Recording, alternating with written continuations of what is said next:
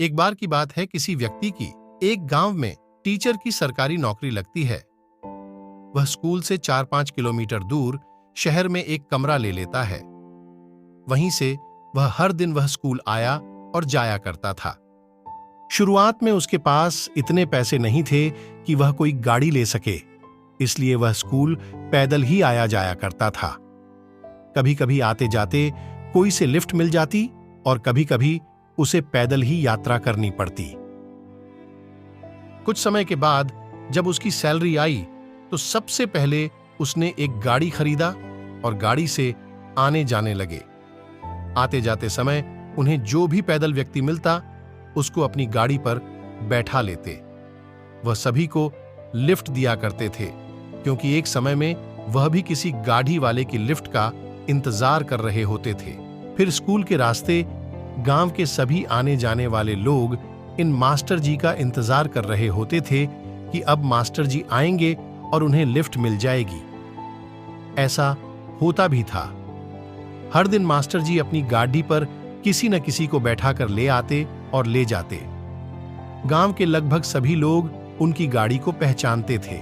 सब कुछ ठीक चल रहा था कि एक बार एक आदमी उनकी गाड़ी पर बैठता है। थोड़ी दूर जाने के बाद वह उनके पेट पर चाकू लगा देता है। बोलता है कि अब यह गाड़ी तुम छोड़ करके भाग जाओ। मास्टर जी समझ जाते हैं कि उनकी गाड़ी चोरी हो गई है। मास्टर जी उस व्यक्ति से बोलते हैं कि ठीक है, मेरी गाड़ी ले जाओ, लेकिन मेरी एक बात मान लेना। यह बात किसी से मत बताना कि इस रास्ते में मैंने गाड़ी चुराई है। मैं भी किसी से नहीं बताऊंगा, नहीं तो लोग यहां पर किसी जरूरतमंद को अपनी गाड़ी पर बैठना बंद कर देंगे। फिर वह पैदल स्कूल गए और स्कूल से पैदल ही अपने घर आ गए। कमरे पर आने के बाद वह सोचते हैं कि भगवान, यह आपने क्या किया? अभी पिछले महीने ही एक गाड़ी खरीदी और उसे भी छीन लिया। भगवान को कोसकर वह सो गए। लेकिन सुबह जब वह उठते हैं तो देखते हैं कि उनकी गाड़ी उनके घर के सामने खड़ी है। उस पर एक पर्ची चिपकी हुई है। पर्ची फाड़कर वह देखते हैं कि क्या लिखा है, तो वह उस चोर की पर्ची थी। गाड़ी चोर ने लिखा था कि गाड़ी लेकर मैं इसे बेचने कबानी के पास गया तो गाड़ी खड़ी करते ही कबानी वाला बोलता है कि यह तो मास्टर साहब की गाड़ी है, तुम इसका क्या कर रहे हो? यह तुम्हारे पास कैसे आई? फिर कुछ बहाना बनाकर वहां से मैं जैसे ही आगे गया कि भूख लगी थी, सोचा कि कुछ खा ले। होटल पर रुका तो होटल वाला बोलता है, यह तो मास्टर साहब की गाड़ी है, तुम्हारे पास कैसे आई?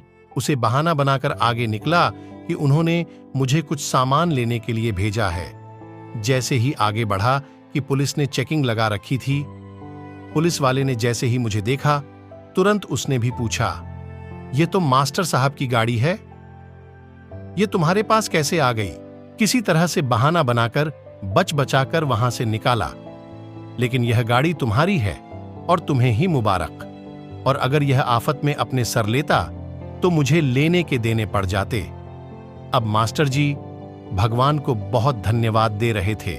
मास्टर जी सोच रहे थे, वाह ऊपर वाले, तेरी महिमा तो निराली है। मैंने किसी के साथ कुछ गलत नहीं किया था, शायद इसीलिए प्रभु ने मेरी मदद की और मेरी गाड़ी मुझे मिल गई। कहानी का सार यह है कि कर भला तो हो भला, यानी कि अगर हम सबका भला चाहते हैं तो ऊपर वाला कुछ भी करें, हमारे साथ बुरा नहीं होने देगा।